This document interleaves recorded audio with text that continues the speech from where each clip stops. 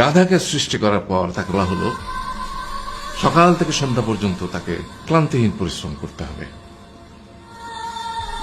সারা জীবন তাকে পিঠে ভারী বোঝা বইতে হবে, খেতে পাবে শুধু ঘাস, আর তার মাথায় কোনো বুদ্ধি থাকবে না। তার আয়ু হবে 50 বছর। গাধা করজোড়ে সৃষ্টিকর্তাকে বলল, আমি এত বছর বাঁচতে চাই না, আমাকে 20 বছর আয়ু দেওয়া হোক। সৃষ্টিকর্তা সেটাই মঞ্জুর করলেন। কুকুরকে যখন সৃষ্টি করা হলো তখন তাকে বলা হলো যে সে হবে মানুষের সবচেয়ে বড় বন্ধু, কিন্তু সে খাবে মানুষের উচ্ছিষ্ট, এবং তার আয়ু হবে 30 বছর। কুকুর সৃষ্টিকর্তাকে বলল, আমি এত বছর বাঁচতে চাই না, আমাকে 15 বছর আয়ু দেওয়া হোক। সেটাই মঞ্জুর করা হলো।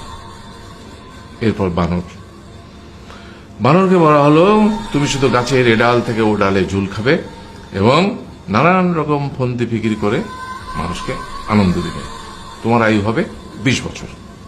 মানুষ বলল, আমি 20 বছর বাঁচতে চাই না, আমাকে 10 বছর দেওয়া হোক। সেটাই মঞ্জুর করা হলো। এবার এলো পুরুষ মানুষের পালা। তাকে বলা হলো যে তুমি হলে প্রাণীকুলের মধ্যে সবচেয়ে বিচক্ষণ এবং বুদ্ধিমান, সেই জন্য তোমাকে প্রাণীদের শিরোমণি করা হলো এবং তোমার আয়ু হবে 20 বছর।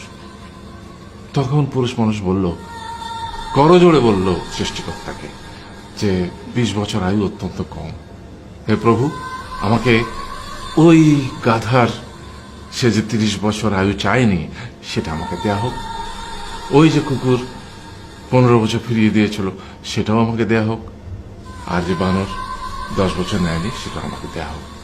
20 বছর অত্যন্ত কম, আমি দীর্ঘদিন বাঁচতে চাই। সৃষ্টিকর্তা সেটাও মঞ্জুর করলেন।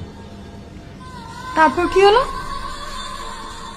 সেই থেকে ছেলেরা পুরুষ মানুষ হিসেবে বাঁচে 20 বছর, তারপরের 30 বছর সংসারের বোঝা পিঠে করে বয়ে বেড়ায়, সেটা কার মতো? গাধার মতো। তারপরের 15 বছর সে তার ছেলে মেয়েরা যা দেয় সেই রকম ঠিক কুকুরের মতো উচ্ছিষ্ট খেয়ে বাঁচে। আর তারপরে বৃদ্ধ বয়সে ঠিক বানরের মতো, যেমন গাছের এডাল থেকে ওডাল ঝুল খায় বানর, তেমনি এই ছেলের বাড়ি থেকে ওই ছেলের বাড়ি, আর নানান রকম ফন্দি ফিকির করে তার নাতি নাতনিদের আনন্দ দেওয়ার চেষ্টা করে।